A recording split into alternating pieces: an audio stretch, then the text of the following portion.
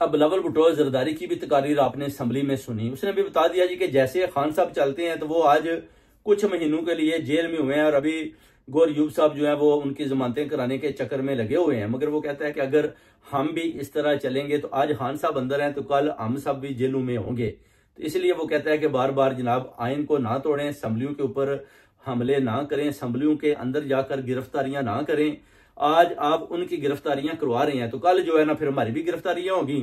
तो फिर आप बता लें कि उतना प्रेशर ही आप डालें जितना प्रेशर आप कल को संभाल सकते हैं। बिलावल भुट्टो जरदारी ने यह पैगाम तो अच्छा दिया है। उसने बोला है कि इस तरह का जो है ना आप यानी आर्मी की गोद में खेल कर मुसल्लत होकर हुकूमत को चला रहे हैं और हमें भी डरा धमका कर उन्होंने आपके साथ लगाया हुआ है और हम चल रहे हैं। बेसिकली वो कहता है कि ये कोई जमहूरियत नहीं है, जमहूरियत और चीज है।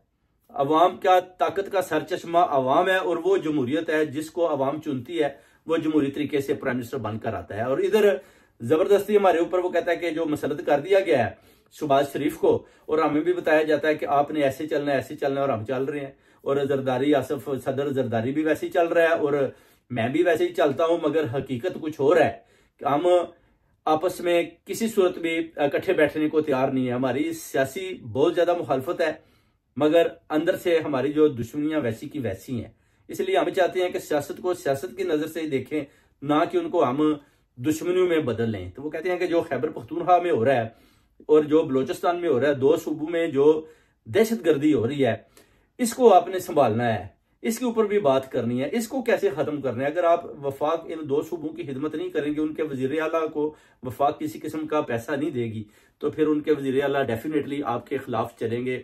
अगर आप उनके लीडरान को जैनी केसों में भी अंदर रखेंगे तो फिर डेफिनेटली वो लोग आपका साथ नहीं देंगे। अभी जो पाकिस्तान के अंदर दिखाई देता है, 4 सूबे ऐसे दिखाई देते हैं जैसे कि ये 2 सूबे एक तरफ हैं और 2 सूबे दूसरी तरफ हैं।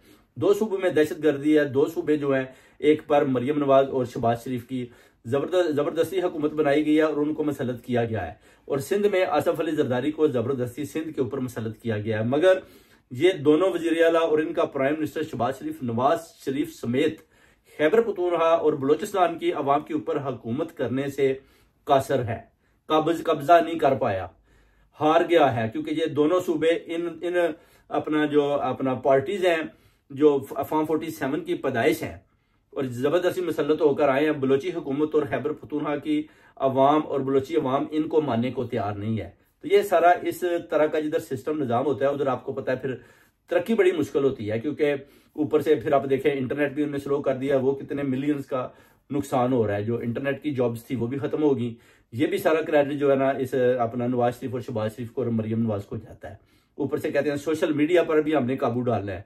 फिर आप हर चीज पर काबू डालें जो आपके बयानिए के खिलाफ है, मगर आप महंगाई पर, मुआशरत पर और किसी और चीज पर काबू नहीं डालेंगे, दहशतगर्दी के ऊपर भी आप काबू नहीं डालेंगे, बल्कि कच्चे के डाकू और पक्के के डाकुओं के साथ मिलकर आप दहशतगर्दी भी करवाएंगे। और आपका बयानिया हमेशा खान साहब के खिलाफ होगा। अगर खान साहब को ही जेल में रखना आपका फोकस है और खान साहब के साथ ही जुल्म और ज्यादती करवाना यह भी आपका फोकस है, और आप चाहते हैं कि जनरल आसिम मुनीर बस आपके साथ खड़ा रहे, आपकी बातें माने, फैसल नसीर भी आपके साथ खड़ा रहे, आपकी बातें माने। अभी फैसल नसीर भी लंदन में आया हुआ है, अब देखते हैं कि फैसल नसीर कितनी देर इधर ठहरता है, कितनी देर रहता है, क्या करता है, कब कम्युनिटी को आवाज देता है, कब कौन सी कम्युनिटी इसकी आवाज पर इसको मिलने जाती है, उस पर भी हम सब की नजर है। अब जिस मुल्क में मुआशरत का बुरा हाल हो, महंगाई सर पर चढ़कर बोले, बिजली का बिल ना देने के लिए पैसे हों, तो फिर आप देख लें कि उस मुल्क